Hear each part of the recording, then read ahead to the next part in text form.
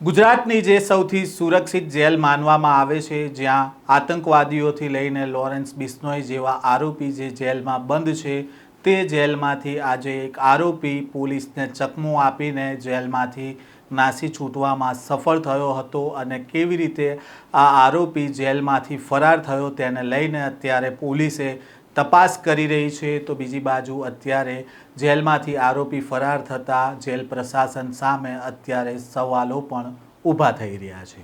વૈષ્ણવજન તો તેને કહીએ જે પીડ પરાઈ જાનાને રે। નમસ્કાર, નવજીવન ન્યૂઝમાં આપનું સ્વાગત છે। હું છું જયંત દાફડા। રાજ્યની સૌથી મોટી અને સુરક્ષિત મનાતી સાબરમતી સેન્ટ્રલ જેલમાં ચાલતી પોલમપોલ સ્ટાફની બેદરકારી અને આંતરિક વિવાદોની વચ્ચે એક મોટા સમાચાર સામે આવ્યા છે। અમદાવાદ સેન્ટ્રલ જેલના રેઢિયાળ તંત્રનો જીવતો જાગતો પુરાવો પણ સામે આવ્યો છે, કારણ કે હત્યા અને પોક્સોના કેસમાં આજીવન કેદની સજા ભોગવતા પાકા કામનો કેદી માલદે રામાભાઈ પરમાર મેઇન ગેટમાંથી રફુ ચક્કર થઈ જતા હાઈ સિક્યુરિટીવાળી જેલની પોલ ખુલી ગઈ છે।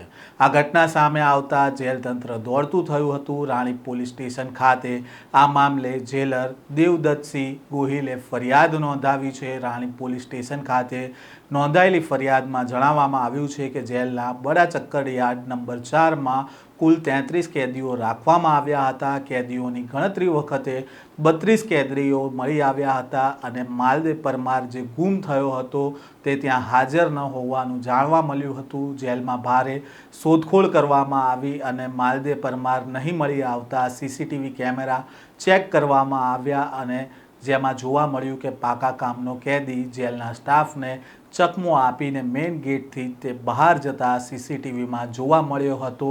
માલદે પરમાર સામે વર્ષ 2023માં પોરબંદરના કમલાબાગ પોલીસ સ્ટેશનમાં હત્યા અને પોક્સો સહિત ગંભીર ગુનાઓ નોંધાયા હતા। વર્ષ 2025માં કોર્ટે તેને આજીવન કેદની સજા ફટકારી હતી અને અગાઉ તે પોરબંદર જેલમાં બંધ હતો અને ત્યારબાદ તેને રાજકોટ જેલમાં ટ્રાન્સફર કરવામાં આવ્યો હતો અને તેની ત્યાં તબિયત બગડતા 2025માં તેને સાબરમતી સેન્ટ્રલ જેલ ખાતે લાવવામાં આવ્યો હતો અને આજે તે સાબરમતી સેન્ટ્રલ જેલમાંથી ભાગવામાં સફળ થયો હતો અને જે પ્રકારે આ જે કેદી છે તે જેલમાંથી ભાગતા અત્યારે અમદાવાદ સાબરમતી જેલને લઈને સવાલો ઉઠી રહ્યા છે અને સુરક્ષામાં કેવી રીતે ચૂક થઈ ગઈ છે, જ્યાં મોટી સંખ્યામાં જેલ પ્રશાસનના કર્મચારીઓ અને અધિકારીઓ પહેરો નાખીને બેઠા હોય છે અને તેમની નજર સામે જ આ આરોપી કેવી રીતે ગુમ થઈ ગયો અને કેવી રીતે ભાગી ગયો તેને લઈને અત્યારે સવાલો ઉઠી રહ્યા છે। આ પ્રકારના સમાચાર અહેવાલ સાથે ફરી મળીશું। નવજીવન ન્યૂઝ સાથે જોડાયેલા રહેજો।